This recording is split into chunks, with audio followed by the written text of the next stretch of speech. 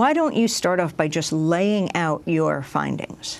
Well, essentially, what we did was we interviewed dozens of witnesses, family members of the victims, officials who had investigated. There was investigations done, confidential ones by both the UN and the Red Cross, as well as the Afghan government, and laid out what had happened in this isolated valley. Because, you know, even though these allegations emerged last winter and continued into the spring and were quite controversial, led to local demonstrations, no one really knew who this mysterious unit was, if they were CIA, if they were some sort of special forces team. The military had, right up until they opened this criminal investigation, categorically denied any responsibility. So what we did is we laid out a timeline of what happened, and we discovered who this unit was. We established conclusively that these men who disappeared were picked up by American forces, often in these mass roundups in villages in broad daylight. So it's not a question of whether they were picked up by them, it's a question of what happened to them afterwards.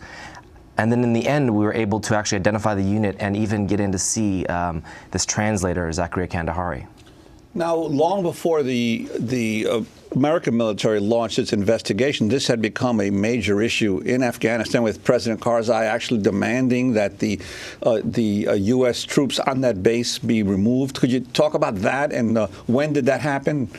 As you mentioned, these incidents started in November, but they really reached a sort of fever point in February when a body of a student named Nasratullah was found, you know, with his throat slit under a bridge. This is in February of this year. Of this year, that's right.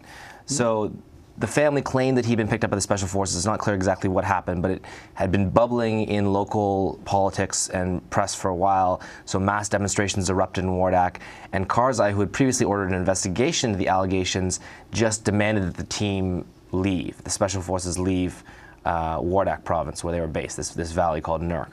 So that's really when it reached a crisis point. There was talks between Karzai and the American-led ISAF, and ISAF being the International Security Assistance Force, which is the U.S. and NATO military mission in Afghanistan. So what ended up happening is this became a kind of political point, because right now, as you know, the U.S. and Afghanistan are locked in these negotiations over the future of American forces in Afghanistan. And one of the main sticking points is the legal status of U.S. forces post-2014. The U.S. is adamant that they should have legal immunity from Afghan law for its forces. And of course, the Afghans are reluctant to grant that. Now, as you know as well, in Iraq, this is what led to the so-called zero option, the sudden withdrawal of U.S. forces, something that no one really predicted just a couple of years before. And there is some speculation that if they can't reach a negotiation that will provide legal immunity of U.S. forces, they could have to pull out. But now the troops pulled out in April from that base, but it wasn't until July that the United States actually began a formal investigation of the charges? Yeah, absolutely. And there's something that's really troubling raised by this timeline, because if you look, the allegations were first reported, and the U.S. military acknowledges this, they were first reported to a U.S. Army officer by the victims in November, right at the beginning of all these killings. And yet, even as the allegations mounted, even as investigations were done by the UN, the Red Cross, and the Afghan government that all found the witnesses' testimony credible, that there were war crimes being committed by this U.S. unit.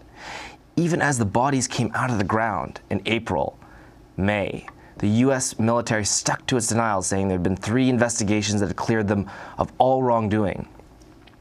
A spokesperson from the ISAF, the International Security Assistance Force in Afghanistan, told Democracy Now! No one was available to join us for the show to respond to your new report. But he provided this statement, quote, "We are aware of the recently published Rolling Stone article which repeats prior allegations concerning ISAF personnel. Allegations arising out of incidents in Wardak in 2012 and 13 have been turned over to the U.S. Army Criminal Investigation Command. According to officials at CID, they will not release information on this matter at the present time to protect the integrity of this ongoing investigation. ISAF takes all allegations of detainee abuse seriously, and we will continue to cooperate with the Afghan government in regard to any issues involving the conduct of coalition forces." Matt Aiken, your response.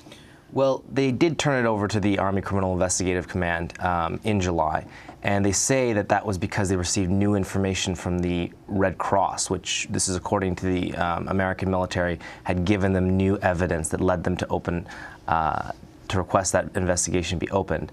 Now, the Red Cross investigation happened much earlier on. It was essentially completed by the time the bodies came out of the ground. From what I understand from speaking to officials who are familiar with that report, the Red Cross doesn't speak directly to its own confidential investigations.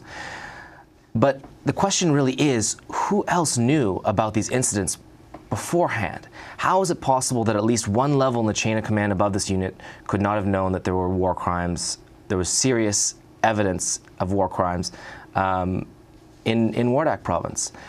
And if they weren't involved in a cover-up, then they must have at least been willfully blind. And the A-team is from? The A-team is from Fort Bragg, North Carolina. Well, Matt, you were talking how the military has now begun its own investigation, but you have discovered so far that they haven't interviewed any of the witnesses that you talked to. So this appears to be almost like a phantom investigation. Have you been contacted, for instance, by the military, maybe asking you, well, can you give us the names of some of the folks that you talked to, how we might be able to reach them? Well, I hope they will, because they haven't. And it really was baffling to me how I could spend 5 months digging into this story and have interviewed all the key witnesses and gathered all the key evidence myself and not have somehow run into this investigation which was taking place. So it really raises the question of whether this investigation is being taken seriously, whether it's being properly resourced, and of course you have to see it in the context of the very poor track record the U.S. military has in reviewing, allegations of abuse in custody and other, incidents like that in the past and bringing the culprits to justice.